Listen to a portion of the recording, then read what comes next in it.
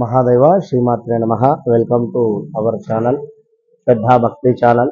గత కొంతకాలంగా కూడా మీకు వార ఫలాలను అందిస్తూ రావడం జరిగింది.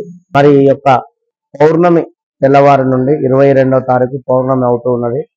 మరి పౌర్ణమి 22 అంటే 23 నుండి కూడా మనకు 30వ తారీఖు వరకు అంటే 29, 30వ తారీఖు వరకు మరి యొక్క ద్వాదశ రాశుల వారికి ఏ విధంగా ఉంది అనేటువంటి విషయాన్ని, మరి యొక్క పౌర్ణమి తర్వాత కొన్ని రాశుల వారికి బాగుండేటువంటి పరిస్థితి ఉంది.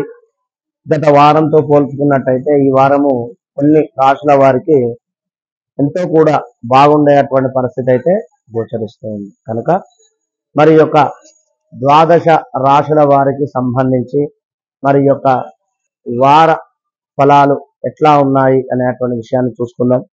తప్పకుండా కూడా గ్రహచారం వేరు, గోచారం వేరు. ఎందుకంటే ఒక విషయాన్ని గమనించండి, ఒక మనిషికి 35 సంవత్సరాలు జాతకము అంటే మీరు పుట్టినటువంటి డేట్ ఆఫ్ బర్త్, పుట్టిన సమయం ఏ విధంగా ఉంది అనేటువంటి నిర్ధారణ చేస్తే ఆఫ్టర్ 35 టు మరలా 35 తప్పకుండా కూడా మీ పేరు రీత్యా కూడా నిర్ధారణ అవుతుంది అనేటువంటి విషయాన్ని గమనించుకోండి.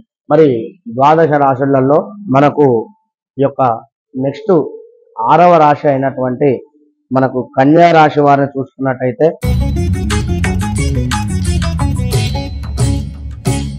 మరి యొక్క వారం ఎట్లా ఉంది అనుకున్నట్టయితే చేపట్టిన వ్యవహారాలు ఏవైతే ఉన్నాయో అనుకున్న విధంగా పూర్తి చేస్తూ ఉన్నారు. వృత్తి వ్యాపారాలలో ఆలోచనలు కలిసి వస్తాయి. ఆత్మీయుల నుంచి శుభకార్య ఆహ్వానాలు అందుతూ ఉన్నాయి. స్థిరాస్తి వివాదాలు తెలివిగా కూడా పరిష్కరించుకుంటారు. నూతన వాహనాలు కొనుగోలు చేస్తారు. సమాజంలో పలుకుబడి కలిగిన వారితో పరిచయాలు కలుగుతున్నాయి. ఇంకా మొండి బకాయిలు ఏవైతే ఉన్నాయో అవి వసూలు అయ్యేటువంటి పరిస్థితి ఉంది. ధార్మిక సేవా కార్యక్రమాలలో పాల్గొంటారు. నిరుద్యోగులకు అప్రయత్నంగానే ఉద్యోగ అవకాశాలు కలిసి వస్తాయి. వృత్తి వ్యాపారాలు లాభసాటిగా సాగుతూ ఉన్నాయి. ఆ ఉద్యోగాలలో ఆశించిన పురోగతి సాధిస్తారు. వారం ప్రారంభంలో కుటుంబ సభ్యులతో వివాదాలు కలుగుతూ ఉన్నాయి.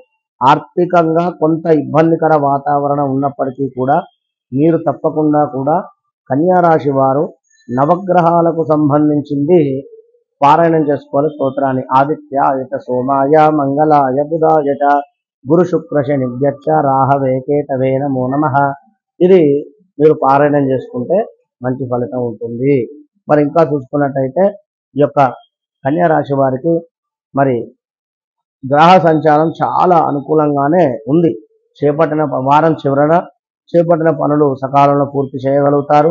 సమాజంలో మీ మాటకు విలువ పెరుగుతుంది. ఆదాయ మార్గాలు పెరుగుతూ ఉన్నాయి. దీర్ఘకాలిక రుణాలు కొంతవరకు తీర్చగలుగుతారు. వ్యాపారాలలో లాభాలు కలుగుతున్నాయి. విలువైన వస్తువులు కొనుగోలు చేస్తారు. చిరు వ్యాపారులకు మంచి లాభాలు ఉన్నాయి. ప్రయాణాలు లాభసాటిగా సాగేటువంటి పరిస్థితి. మిత్రులతో ముఖ్యమైన విషయాలు చర్చించి నిర్ణయాలు తీసుకుంటారు. బంధుమిత్రులతో వినోద కార్యక్రమాలలో పాల్గొంటారు. కుటుంబ వాతావరణము సంతోషకరంగా ఉంటుంది.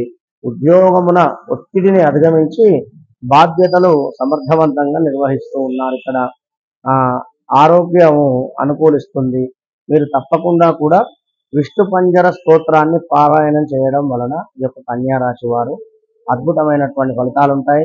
శివాలయంలో కూడా కొంత అభిషేకం చేసుకోవడం వలన ఈశ్వరునికి మంచి ఫలితాలు గోచరిస్తున్నాయి. వాస్తవానికి కన్యా రాశి వారికి మీకు 9వ స్థానంలో గురువు రావడం చేత చాలా అంటే చాలా అనుకూలమైనటువంటి పరిస్థితులు అయితే ఉన్నాయి.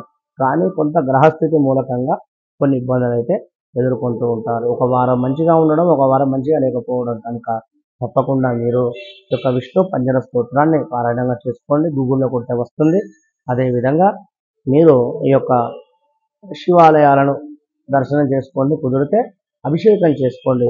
స్వామివారికి దద్దోజనం నివేదన చేసి నలుగురికి పంచండి. మంచి ఫలితం ఉంటుంది. ఆల్ ద బెస్ట్ కన్యా రాశి.